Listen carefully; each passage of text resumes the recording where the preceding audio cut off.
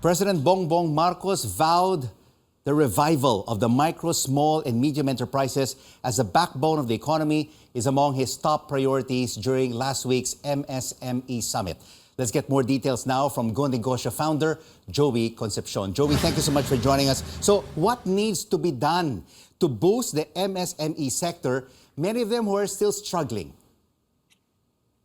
Well, first of all, I thank President Marcos for attending the MSME Summit, his first private sector event. And that means a lot. That shows that he's really committed during his election campaign. He was really passionate about our MSMEs. So, and that's good when the leader of the country is going to support our MSMEs. There's a good chance that we will be able to elevate most of their businesses. And that day, we basically launched Kapatid Angat Lahat. The whole program really is to galvanize the entire private sector, the 37 business organizations that pledge to help our MSMEs in terms of bringing them into our value chain. That's very important. That either if they're a sari-sari store that we serve, we have to not only serve them, but we have to mentor them. We have to help them improve their business and help them access market as well. So these programs of the Big Brother approach is what we launched. And especially in agriculture, you were speaking earlier of our challenges in agriculture.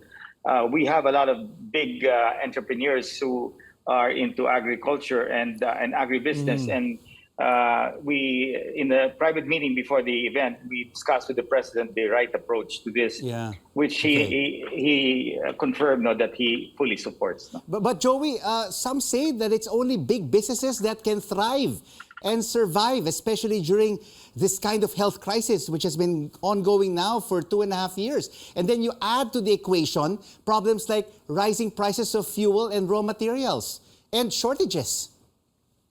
Yeah, so that's true. You had the pandemic, which hurt a lot of people. Even big business was hurt. But of course, micro and small businesses, considering that they don't have enough capital and limited in borrowing, when they get wiped out, the entire thing is wiped out. So that's why, remember, Rico, we were fighting to open the economy, and we were successful. We really opened the economy, and now there is no more lockdowns. So vaccines and all of that, we did our best. So we achieved that. Now you have the Ukraine-Russia crisis. It's not something internal, it's something external that has driven world prices of almost everything sky high. And that continues to remain a challenge. That's why interest rates are also going up for them to tame down inflation. America's increased rates, and that now the Philippines has followed suit and the rest of the world. So we are living in more challenging times. But then again, I always tell our MSMEs, let's remain optimistic. There are ways to survive in this current situation. And like us manufacturers, we are paying higher prices for raw materials, but we're not passing the entire price increase to the consumer because we don't want the consumers to slow down in spending. So we're swallowing part of that pain. And over time, hopefully, we will be able to pass it on. But again, remember, we have to continue to grow the economy. We have a huge debt. And we have obligations to pay, and we have to maintain our credit rating, or else the moment we don't maintain our credit rating, then we get downgraded. And that's why the country has no other option but to keep the economy open, and we have to help our MSMEs. As they hire 63% of the entire workforce. That's huge. They're 99% of the entire business community, and they employ 63% of our workers. So Joey, cite to us some examples of MSMEs that have flourished amid these challenging times. I'm sure they would be role models for a lot of micro, small, and medium-sized enterprises. For example, most sari-sari stores have survived even the pandemic because, except for the hard lockdowns, that nobody could go out, because they were basically selling essential products, from canned goods and basic commodities. So palengkes and all of that. So many have survived. It's the carinderias that were wiped out because there was no work. So those were seriously affected. But again, it's not just mere surviving in this pandemic. Now, what we have to do is we have to make our economy more inclusive. And that, in my talk during the event, is how do we make the Filipino economy more inclusive? It cannot be that 1% are big businesses, no? But Yes.